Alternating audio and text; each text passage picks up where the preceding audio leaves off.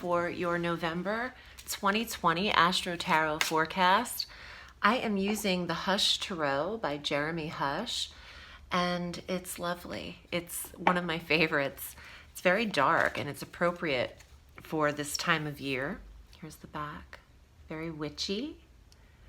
So if you're new to the channel, thanks for subscribing, and thank you all for being here.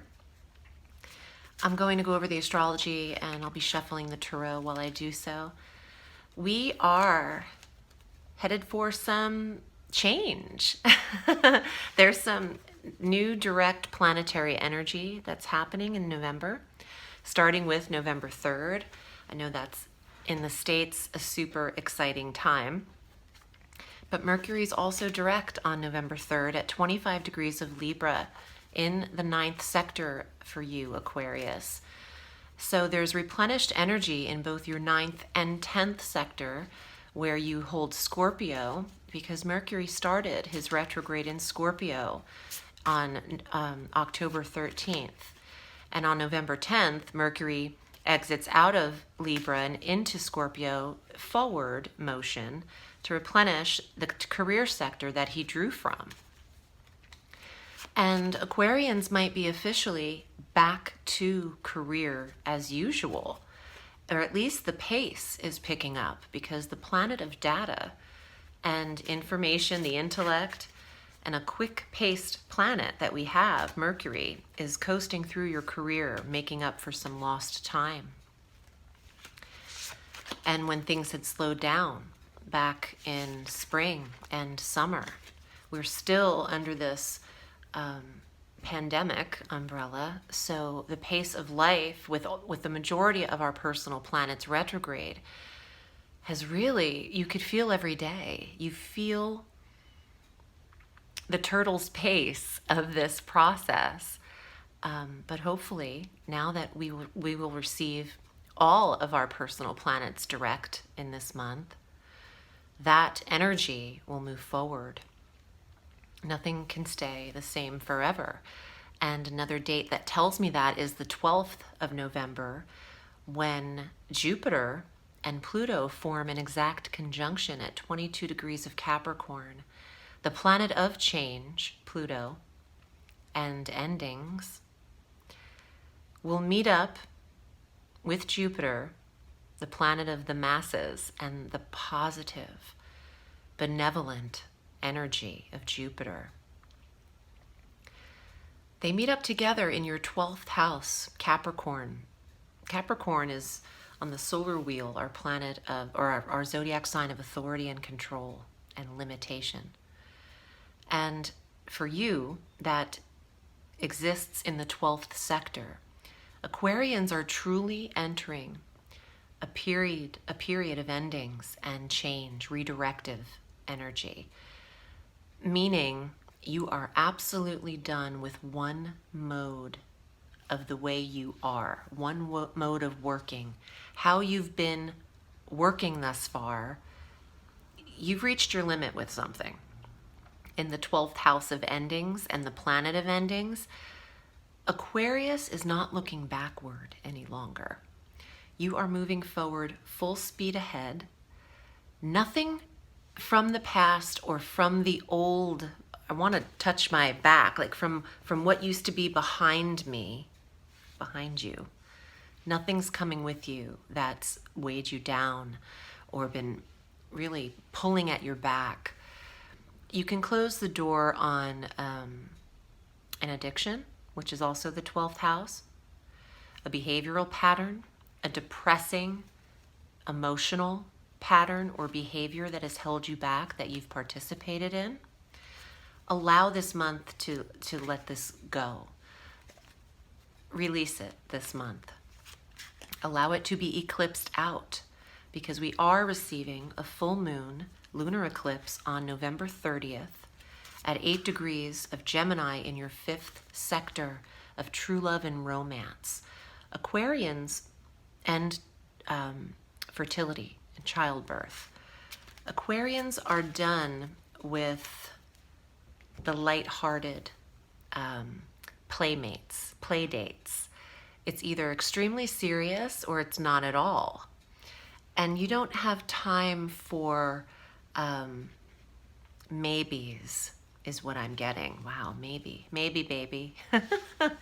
I don't think Aquarians are feeling light-hearted in this month. You're very much focused on career and moving forward independently. Mars goes direct on the 13th at 15 degrees of Aries in your third house of communication, marketing, sales, pitching, clients, connections. Mars is direct the remainder of the year in this sector for you. You are inspired to deliver your message. You're the orator in the month of November and December, or at least through the 13th. People come to you for the right, the nod of approval, or the right messages. You're the advisor, is what I'm getting. The new moon is in your career sector on the 15th at 23 degrees of Scorpio next to Mercury. Venus enters your career sector on the 21st next to the Sun and that new moon energy and Mercury. The 10th house, there is an attraction to you, and what is attractive to you is the limelight and leveling up a status, a title change. You are meeting the right people in career. For those of you who had a pause big time in this year for your earnings and your path of work, that pause will be reinvigorated around these new moons, and there is a career path that's available to you. If the door had closed on you in the last few seasons, for those of you who were able to work and who have been essential workers, this is noticed. There's a recognition here for you. The 10th house is a very high 12 o'clock hand in the chart. It's a high status, and there's attention here for you because Venus is involved, the attraction planet, all eyes on you in career. The Sun enters Sagittarius on the 21st, exposing you to new groups of people and connectivity, even if it is on Zoom for the time being. And then we end the month on the eclipse. Let's see what's here with your cards. I want to see what comes up for you. And it would be safe for you to release love relationships that have been weighing on you. If you have been torn, this eclipse says cut the cord at the end of the month. Some of you are delivering babies at that time, for those who that applies to. That's your delivery date if you are due in November. Okay, let's see what's here for Aquarians. If you'd like a private reading, I'm at audreyalison.com. This is what I do all through the week, and it's what I've done for 26 years. So if you'd like to book a session with me, you can do so at my website, audreyalison.com. Okay. 8 of Swords. No one is trapped anywhere unless their mind is insisting upon it. There's a message about nothing stays the same, and change is something you can rely upon. And the 8 of Swords is that mental entrapment. You can release what you are telling yourself you are trapped in. No one is trapped. I mean, unless, yes, there are situations in life, if you're incarcerated, but there are extremes. This is about the mind. The 8 of Swords is you saying, I'm stuck. I can't. That will never happen. That kind of mentality on a repetitive cycle, you might not even realize how often you're doing it, will hinder you.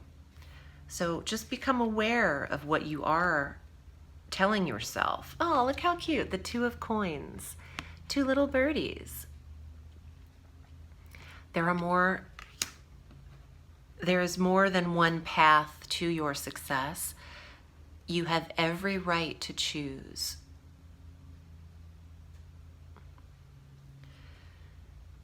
And there are no wrong decisions, because you will end up where you need to be. Otherwise, those opportunities wouldn't have presented themselves to you at all. So there's no wrong choice. It's just a matter of what door you feel like walking into at the right time. Two of Coins tells me you have monetary replenishment and financial support. The Lovers. Is that Krishna and Ganesha? I think so. The Lovers is another card of choice, duality. Two of Coins and the Lovers. Now, right, the Lovers is about love and attraction, and some of you are feeling stuck in something, but this eclipse is here to say, release what no longer serves you in romance. There is always another path. So nothing that anyone is in is the only option for them, is what I'm getting. There's always a boat you can get in, honey, and just keep it moving. Six of Swords is the card of travel and new experiences. Tell your mind something new. If you're in charge of how you feel, and you are, tell yourself a better story than the one you've been selling yourself. Okay. This was reversed, and it's the Seven of Cups. Wow. You can let go of your own illusion. No, there's no need to feel deceived by your own illusion. Wow. Because nothing is truly as it seems, especially when you're interpreting it out of pure emotion. Rest. Give up the emotional angst. It's okay. It's okay to not have been clear. But now I feel like you're afforded clarity, and you can see that you have options. You have two paths to choose from. I really like this reading. I hope that you found it helpful. I appreciate you choosing me, Aquarius. Remember, the sky is limitless, so reach for the stars.